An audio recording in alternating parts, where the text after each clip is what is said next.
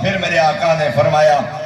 عالم کا ایک مقام پہ بیٹھ کے ایک لحظہ اللہ کے دین کی تبلیغ کرنا عبادت گزار کی 70 سال کی عبادت سے افضل ہے۔ شرط کہ لما تقولون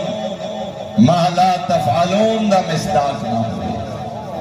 یہ نہیں جو آنکھیں کچھ اور کرے کچھ۔ اس واسطے معصوم نے فرمایا میدان معاشر سب تو زیادہ عبرت علی حالت انہاں لوگاں دی ہوسی جڑے آدھے کچھ اور ہن کر دے کچھ اور ہن۔ جناب ابو ذر راوی ہے، شیعہ سنی علماء تفسیر لکھی ہے، حدیث قدسی کے پیغمبر اعظم دے ذریعے جڑی حدیث قدسی فرمایا بروز معاشر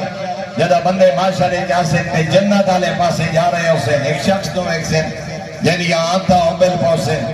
اپنی عملی بھی آنتا دے ارد چکر کٹ پہ اسی گدھے دی طرح حتیٰ کہ بدبو اتنی اسی جو اہل جہنم پناہ منگسے کلو گزرا نالے پوچھتے ہیں یہ پتہ فلاں ہے تیرے نال کی بنی اسا تیری اگلہ سن کے نمازی بنے، اسا تیری اگلہ سن کے واجبات دے پابند بنے، اسا تیری اگلہ سن کے رائے حق تے آئے، یہ تیرے نال کے بنی اسا جنت تیری اے حالت۔ اس نے رو کے اکسی توانو آتا ہم خود نام کرنا، توانو بڑیاں نماز دیاں تبلیغاں اپنیاں قضا، توانو بڑا نیکی دی طرف دعوت آپ ہر وقت برائی، توانو بڑا حق دی پرستی آپ باطل دی نمائندگی،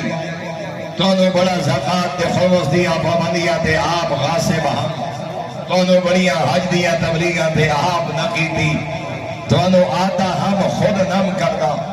اور دوسرا سبب دے سی توانو برائیاں کو رکیندہ ہم خود نم رکنا، ادا نتیجہ یہ بنے جو تسی جنت جا رہے ہو اور میں بدبخت جہنم دا پروانہ لے۔ اس واسطے پہلی ذمہ داری صاحب ممبر یا خاندان دا بھی بھامے سربراہ ہوئے،